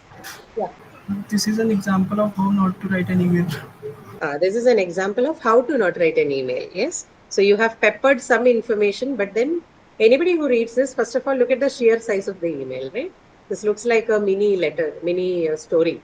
Nobody will read this. Okay. Immediately we will be like, right? So it says regarding upcoming project, but nothing on that. Okay. That is not at all specified. Somewhere in the corner of this is written about the project, and rest is all like, someone complaining or someone just narrating some story. So, very rightly said, this is an example of how to not write a professional email, right? This is not that. So if you want to nitpick, then everything that you people have written and I have added to it, these are the problems with the email, okay? Both with the structure and the format. Okay, so now that we know this, then can we in the last 10 minutes, maybe we can use at least one scenario. I had two scenarios for you. Oh, where is my other? Oh, okay. So two scenarios here. One was inviting colleagues to a team building event, and the other is announcing a company policy change. I would like you to work on because I think the first one will need a little more time. So we'll work on the second one, inviting colleagues to a team building event. Um, so the scenario is you are organizing a team building event or social gathering for your department. The content of the email should include extending a formal invitation to colleagues, providing details about the event, and encouraging RSVPs. Okay. So this is the premise, the scenario, and the content. Now, based on this, I would like you to draft a proper email, professional email. Okay. So 10 minutes, I think more than enough for you to do that, and then we can close for today. Maybe 2-3 minutes more to just take a look at what you've written and then maybe wrap up.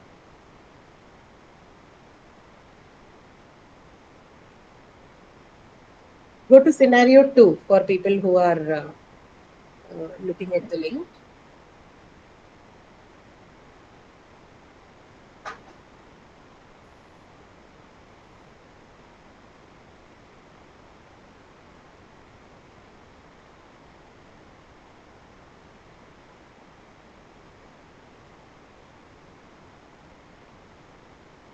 Ma'am, we have to type the email. Yes, you have to type out the whole email. Okay, from subject to the signature part, the last part. All the 7 elements should be included.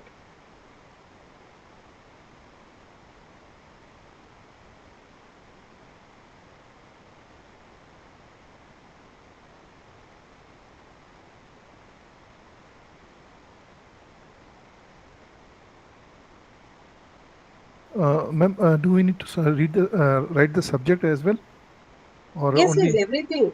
everything beginning from the subject and salutation and body and complimentary close, signature, everything. Okay, ma'am. It's a full email that you're going to write.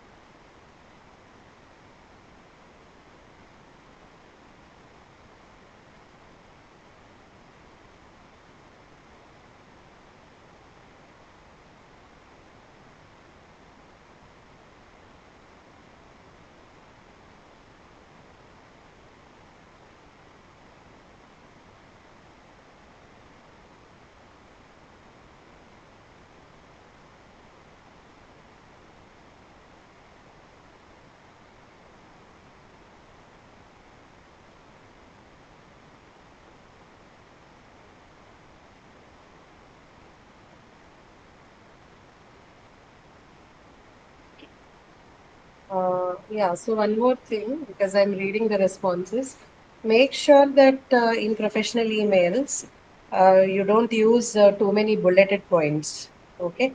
So whatever details you are giving, you are expected to write them in full sentences. You have to encode them as full sentences in English.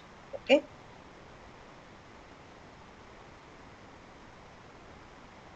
You may use techniques such as using a bold font for highlighting and all that, but then you're not exempted from writing full sentences, right? So no bulleted points. All of them have to be written in complete full sentences.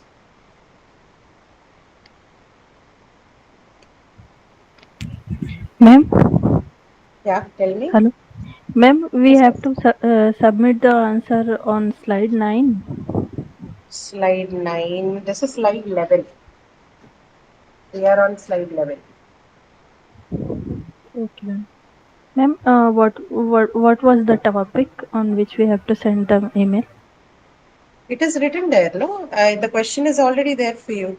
It mentions Okay. a scenario Okay. and an email content, right? Read that and answer.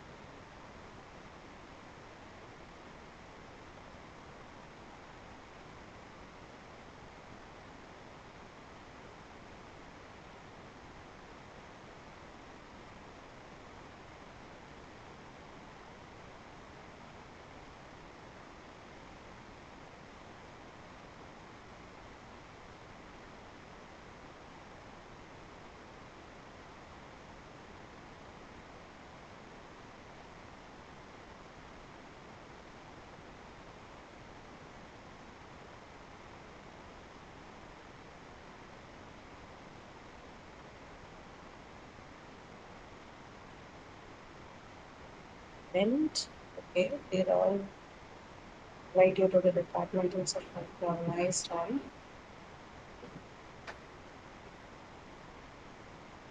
So,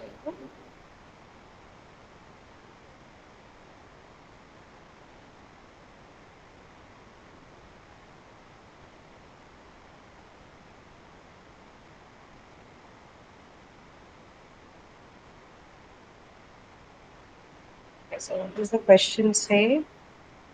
Provide details about the event. Okay. So it says date, time, location, agenda, right?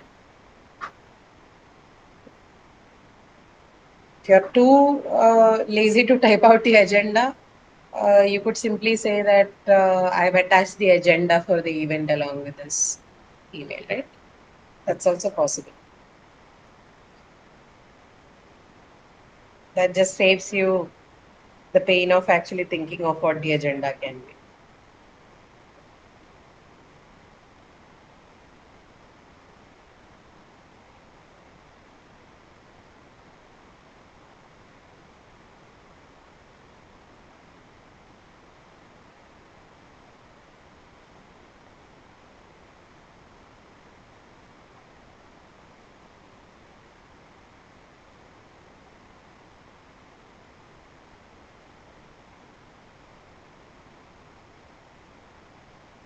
Okay, 1, 2, and 3. Yeah, I think 3 of you have written it more or less entirely. Others are still writing it, but for those of you who have written, right, the content is fine as whatever you've written. So, like in the first one, I see it would be nice if you can include all those date, time, location, agenda, and everything as a sentence and not make it a bulleted point, right? Bulleted, not bulleted, whatever it is, don't make it a point to point thing. because this is a professional document. So if it's a minutes of the meeting or something, then it is okay. But in an email, you're required to write them all in full sentences.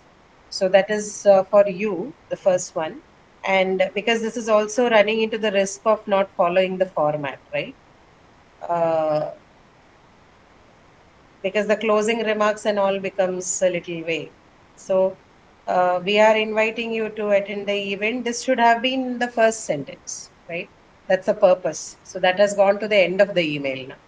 So make sure that doesn't happen. The last line should always be the closing remarks, right? Which is we look forward to seeing you soon at the event or seeing you on Monday, so on and so forth. So little bit of a problem with the format as well as the language here and there. And signature should also include the official address, not just the designation and the name. Okay.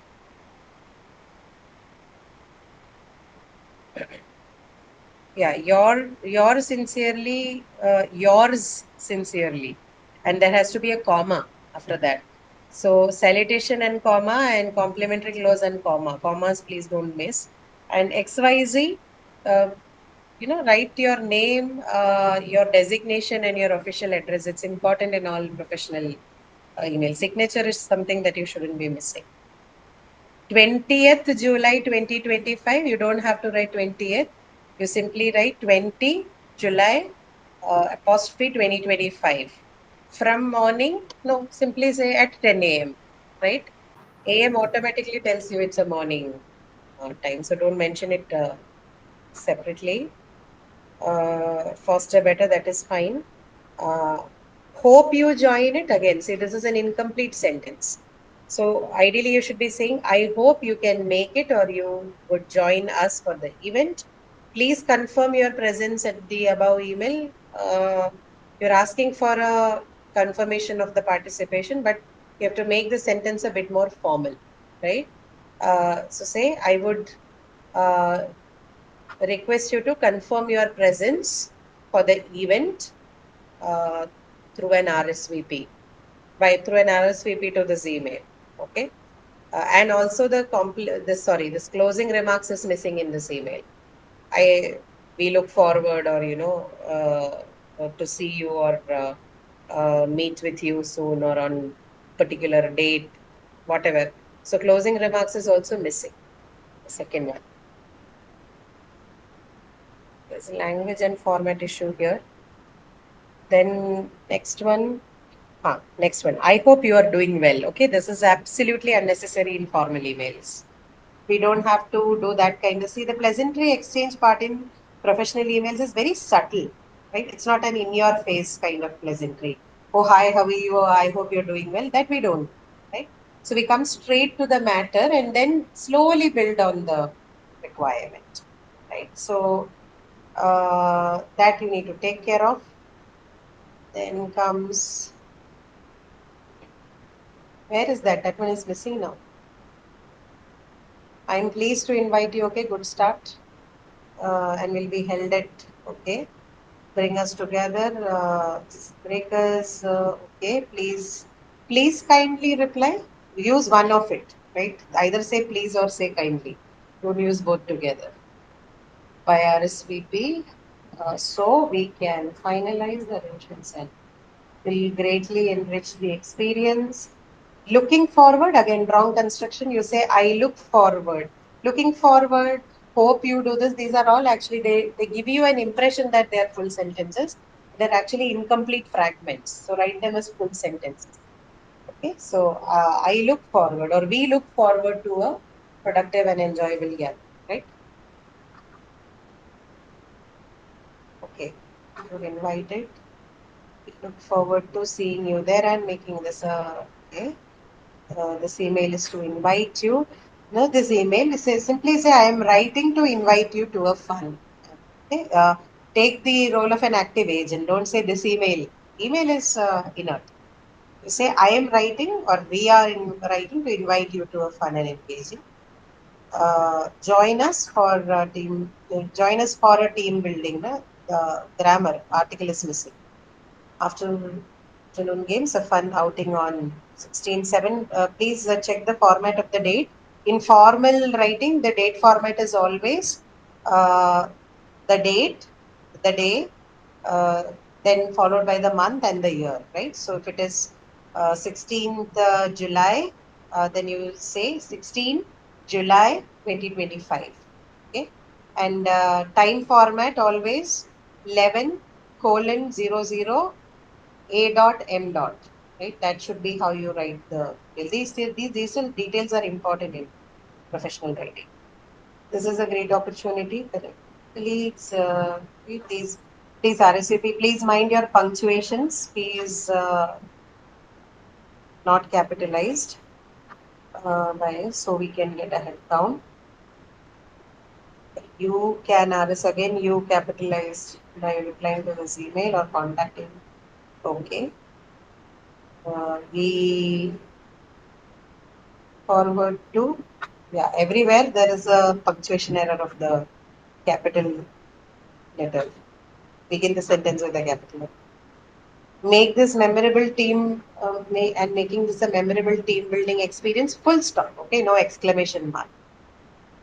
Best regards and comma, not best comma regards. Team head XYZ. Okay, all right. It's an invitation. Okay, someone has left an incomplete. Right. Okay. So, do you understand? So, there were structural as well as language related issues, minor ones, but you need to get them corrected. Okay. All right. We are ending the workshop session for the professional email today. So, we've spent 4 hours, about 5 hours odd, right? Putting together the additional time and everything we did. So we'll very soon have another workshop session for professional writing on report writing, right? So we are going to do this in parts. I hope this was helpful for you. So I'll see you in a couple of weeks again to do the workshop for the report writing. Okay. Any questions that you have for me, or shall we close? Ma'am? Yeah, go ahead. Ma'am, the email we have written, we can start with dear all. We are writing to colleague. That's why I'm asking. So you can say dear all. Dear all is formal. We discussed this yesterday. I think you were not there. So dear all is the most formal way of doing that. Or alternatively, you can also say dear colleagues. Okay. Yes, ma'am. Okay. But dear all is fine. Dear all is absolutely fine. That is formal. Okay. Okay, ma'am. Yes. Yeah. Okay. All right. And people are looking for the recording, like I mentioned in another 2. Yeah. Go ahead. Yeah, but ma'am, this email is for like team building even outside, apart from the office. So is it necessary to like write here? We can write hello everyone or hello colleagues. Yes, you can do that as well. So see, formal Because is applicable to everything. Okay.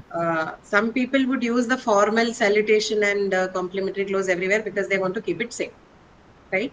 So if you think that it is okay, and in this case it should be okay to say hello everyone or hi everyone, you can go ahead and use that. But there is no restriction to using formal salutations. Formal will go anywhere. Okay, unless of course it's a completely odd context where you are, putting in unnecessary formality.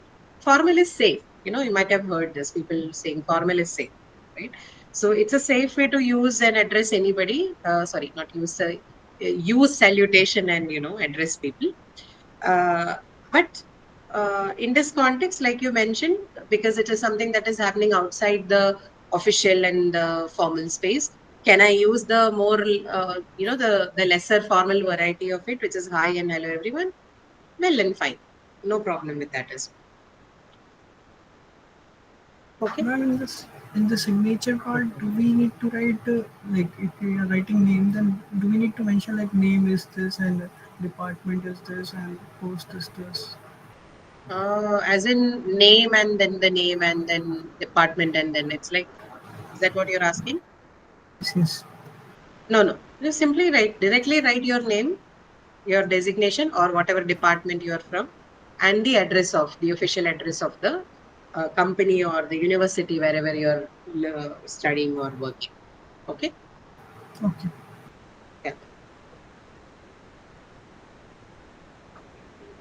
Was that all? Okay, so we'll see again in a couple of weeks. Okay. Thank you, ma'am. Thank you so much. Thank you so much for joining in. I hope it was helpful. We'll see you all again. Thank you. Thank you.